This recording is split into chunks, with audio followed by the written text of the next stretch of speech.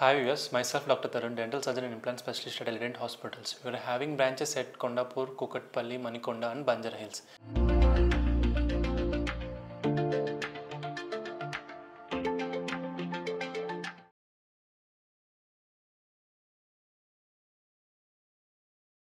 ఇవాళ నేను చెప్పబోయే టాపిక్ ఓరల్ సబ్మ్యూకస్ ఫైబ్రోసిస్ అంటే నోటి క్యాన్సర్ గురించి. అసలు అది ఎలా వస్తుంది, దాన్ని ముందుగానే మనం ఎలా ఐడెంటిఫై చేయాలి, అసలు మనకి నోట్లో వచ్చే అల్సర్స్ అది ఎలాంటి టైప్స్ ఆఫ్ అల్సర్స్, అది ఎలా లీడ్ అవుతుంది, మనకి ఏ ప్రాబ్లం వల్ల ఏ హ్యాబిట్స్ వల్ల మనకి వస్తుందని చెప్దాం.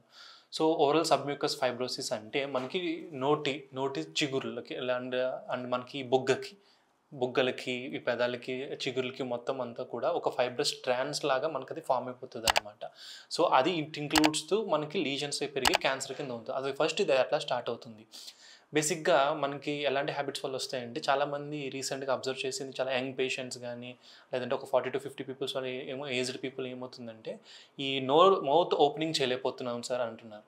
తీరా చూస్తే ఏమవుతుందంటే, ఈ బుగ్గలు మొత్తం ఈ చీక్స్ అంతా కూడా మజిల్ అంతా కూడా స్టిఫ్‌నెస్ అయిపోతుందనమాట. సో ఇది ఎందుకు అవుతుందంటే because of the habits, previous habits.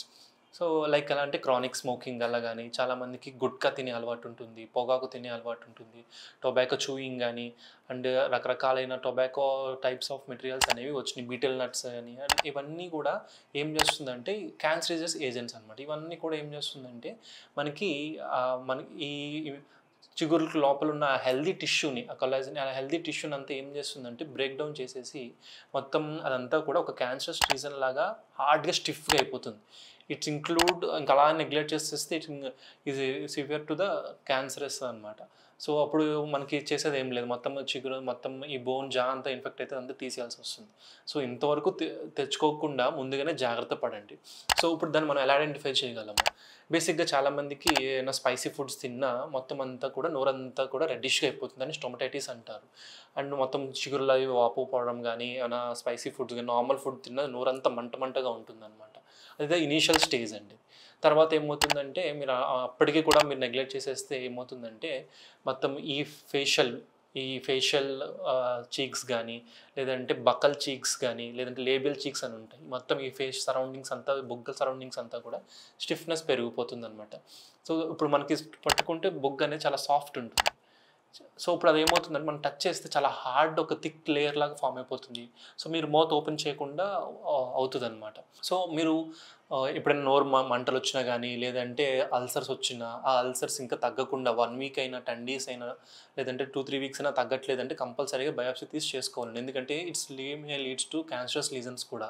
So అది అలా అని ఏమవుతుందంటే అల్సర్ చాలా పెద్ద లీజన్‌గా ఫామ్ అయిపోయి మొత్తం నోరంతా వ్యాపించేస్తుందనమాట. సో ఇప్పుడు చాలామందికేంటంటే మౌత్ ఓపెనింగ్ ఉండదు. ఒక మాక్సిమం బిలో 20 ఉందంటే గనుక అది ఫస్ట్ స్టేజ్ అనమాట. సెకండ్ స్టేజ్ వచ్చేసి 11-19 అంటే ఇంకా 11-15 వరకు మౌత్ ఓపెనింగ్ ఉందంటే గనక అది సెకండ్ స్టేజ్. ఇంకా క్రానిక్ స్టేజ్ ఏంటంటే లైక్ బిలో 10 అంటే ఒక 2 ఫింగర్స్ కూడా పట్టలేనంతలా ఓపెనింగ్ ఉంటుంది. సో అలాంటప్పుడు ఏమవుతుందంటే ఇంకా సివియర్ అనమాట. సివియర్ క్రానిక్ డిసీజ్ అయిపోతుంది. నోరంతా ఇన్ఫెక్షన్ వచ్చేసి నోరు జా అంతా కూడా కట్ చేయాల్సి వస్తుందనమాట. సో అంతవరకు తెచ్చుకోకుండా మీరు ముందుగానే ఏవైనా అల్సర్స్ ఉన్నా, లేదంటే నోరంతా బర్నిష్ సెన్సేషన్స్ ఉన్నా, లేదంటే ఇలాంటి హ్యాబిట్స్ ఏమైనా ఉన్నా ఇమ్మీడియేట్‌గా మానుకోండి. డెంటిస్ట్ కన్సల్ట్ అయ్యి చూడండి. అండ్ ఇలా ఇన్ఫెక్షన్స్ వల్ల రావడం వల్ల కూడా మొత్తము మీకు నర్వ్ అంతా కూడా ఇన్ఫెక్ట్ అయ్యే ఛాన్సెస్ ఉంటుంది. ఇట్స్ మేజర్ అనమాట ఇంకా. సో దీనికి ట్రీట్మెంట్ ఉందా అంటే యెస్ ఉందండి. సో మా ఎలిడెంట్ హాస్పిటల్స్‌లో మనకి అన్ని రకాల ట్రీట్మెంట్ సదుపాయం ఉంది. సో ఇప్పుడు సెపరేట్‌గా ఓరల్ సబ్మ్యూకస్ ఫైబ్రోసిస్‌కి ఏముందంటే hyaluronic acid injections, dexamethasone injections, placentrex injections ఇలా టైప్స్ ఆఫ్ ఇంజెక్షన్స్ మనకి వీక్లీ సిట్టింగ్స్ వైస్ ఇస్తూ అండ్ మీరు డైట్ కంట్రోల్‌లో ఉంటే లైక్ విటమిన్ గానీ, ఐరన్స్ గానీ, ఇట్లా B12 గానీ ఇట్లాంటి డైటరీ విటమిన్స్ ఇస్తాము. సో ఆ విధంగా మీరు ట్రీట్మెంట్ తీసుకుంటే కనుక మనం స్టార్టింగ్ స్టేజ్‌లో ఉన్నదాన్ని మనము తగ్గించగలం. అదే క్రానిక్ స్టేజ్‌కెళ్ళిపోతే కనుక ఇంకా సర్జరీ ఆప్షనే అండి. మనకు మొత్తం జా అంతా కూడా ఇన్ఫెక్ట్ అయిన జా అంతా కూడా తీసేస్తారు. So hope you like this video. మంచి ఇన్ఫర్మేషన్ ఇచ్చినట్టు ఉంది. వీడియో నచ్చితే లైక్ చేయండి, షేర్ చేయండి. Thank you.